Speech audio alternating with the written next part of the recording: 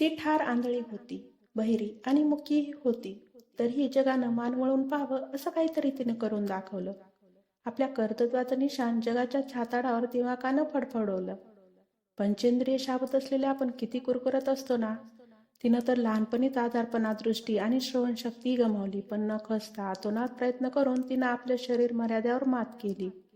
पुढं प्रख्यात साहित्यिक मार्कनं तिला मिरॅकल वर्कर ही उपाधी दिली. इतकं थोर काम करून देखील ती समाजसेविका बनली. दिव्यांगाच्या दुर्बल घटकांच्या हक्कासाठी, कल्याणासाठी झटली. समाजवादाचा पुरस्कार केला. उत्तम वक्ता म्हणूनही नाव कमावलं.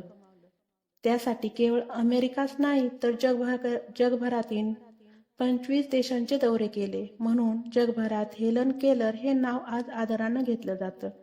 ज्ञानेंद्रियावर विजय मिळवणारी ती लखलखती सौदामिनी होती. हेलनचे वडील सैन्यातील निवृत्त कॅप्टन, पुढं ते एका प्रादेशिक वृत्तपत्राचे संपादक बनले. आई कॅथरीन उच्च घराण्यातली. या देखण्या गोड पोरीचा जन्म अमेरिकेतल्या टक्सवियर प्रांतात 27 जून 1880 रोजी झाला. हेलनच्या चिमुरखड्या बोलांनी केलर कुटुंबियांच्या घरात आगळं चैतन्य सळसळू लागलं.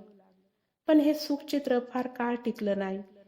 हेलन अवघी 19 महिन्याची असताना मेंदूज्वरामुळे तिची दृष्टी आणि श्रवणशक्ती गेली.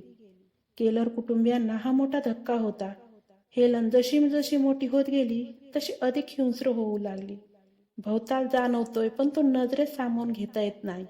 बाहेर आवाजाची दुनिया रसरसली आहे, पण कान खिळे ठोकल्यासारखे बधीर झाले. व्यक्त व्हायचंय पण त्यासाठी शब्द नाहीत, वाणी नाही. तेव्हा होणारं घुसपटले पण किती भीषण असेल ना. ही तग मग माणसाने सोसावी तरी कशी.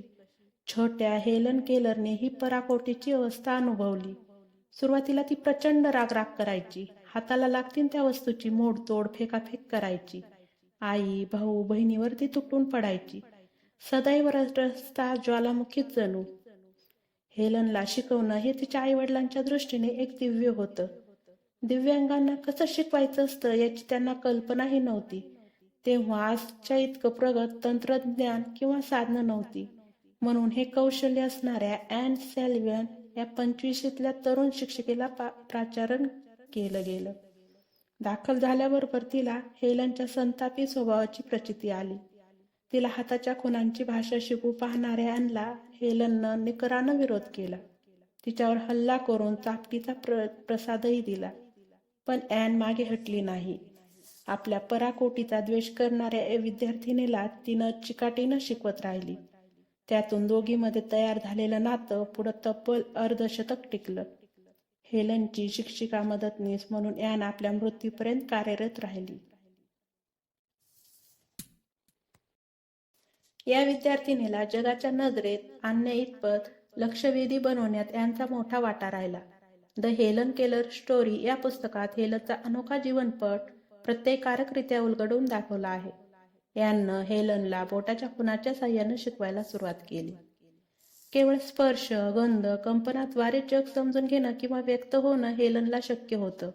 या मर्यादा असूनही किंचितही बाऊ न करता तिनं आपली जीवन नौका भवसागरात लोटून दिली. कर्णबधिरांना बोलता येणं अशक्य कोटीतलं मानलं जातं. कारण वाचा असली तरी शब्द कानावर पडत नसल्याने त्यांना अर्थासह उच्चार करणं शक्य नसतं. हेलननं ही मर्यादाही ओलांडली. ती जड शब्दात बोलायला शिकली. सरावानं ती अस्खलित बोलू लागली. त्याआधी तिनं इंग्रजी बरोबरच फ्रेंच, इंग्रजी, जर्मन, लॅटिन भाषाही अवगत केल्या. गणित, भूगोल, विज्ञान या विषयात गती मिळवली. यांच्या मदतीनं शालेय शिक्षण ब्रेल लिपीच्या साह्याने पूर्ण करून ती हार्वर्ड विद्यापीठाच्या रॅडक्लिफ महाविद्यालयात दाखल झाली. सन 1904 मध्ये वयाच्या 24व्या वर्षी तिनं कला शाखेची पदवी मिळवली. ही पदवी मिळवणारी ती जगातली पहिली अंध बहिरी विद्यार्थिनी ठरली. जगाशी संवाद साधण्यासाठी आवश्यक असलेली सारी तंत्र तिनं अवगत केली. त्यांचे चरित्र प्रत्येकाचे डोळे उघडणारे आणि प्रेरणादायी आहे. जीवनाला कंटाळता येत नाही हे हेलन केलर यांना पक्के ठाऊक होते.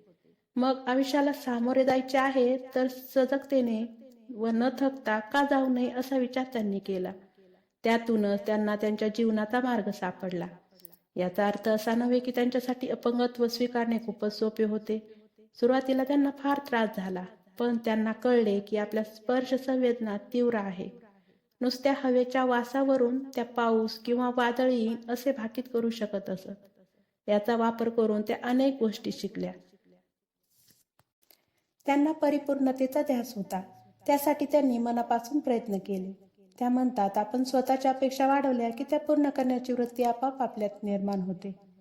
हेलन केलर यांच्या आयुष्यामध्ये खूप सारे संकटे होती, तरी सुद्धा अशा प्रतिकूल परिस्थितीमध्ये सुद्धा त्यांनी हार मानली नाही. डोळ्यांनी अंध आणि कानांनी बहिरी असलेली हेलन केलर यांनी मानवी समाजामध्ये इतिहास रचलेला आहे. हेलन केलर यांनी समाजाला हे दाखवून दिले की तुम्ही कुठलेही लक्ष इमानदारी, दृढ संकल्प, कठीण परिश्रम आणि मेहनत केल्याने ते लक्ष निश्चितपणे आपल्याला मिळते. हेलन हे अमेरिकन लेखक, वकील, अपंगत्व अधिकार अधिवक्ता, राजकीय कार्यकर्ते आणि व्याख्याता म्हणून जगभर ओळखल्या जातात.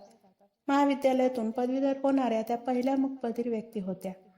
हेलन यांनी देशभर फिरून स्वतःची कहाणी लोकांपर्यंत पोहोचवली, जेणेकरून त्या लोकांना सुद्धा त्यांच्या आयुष्यातील दुःखाशी लढण्याची प्रेरणा प्राप्त व्हावी. हेलनने महिलांच्या सन्मानासाठी आवाज उठवला. हेलन केलर यांनी असे सिद्ध केले होते की शारीरिक अपंगत्व माणसाला वाचणे, लिहिणे, बोलणे आणि खेळणे यामध्ये कधीच अडथळा आणू शकत नाही. माणसातील आळशीपणा व निराशेमुळेच माणूस हा या गोष्टीपासून वंचित राहतो. परंतु अतिशय कठीण परिश्रम, समर्पण व धैर्य जीवनामध्ये यशस्वी होण्यास मदत करतात.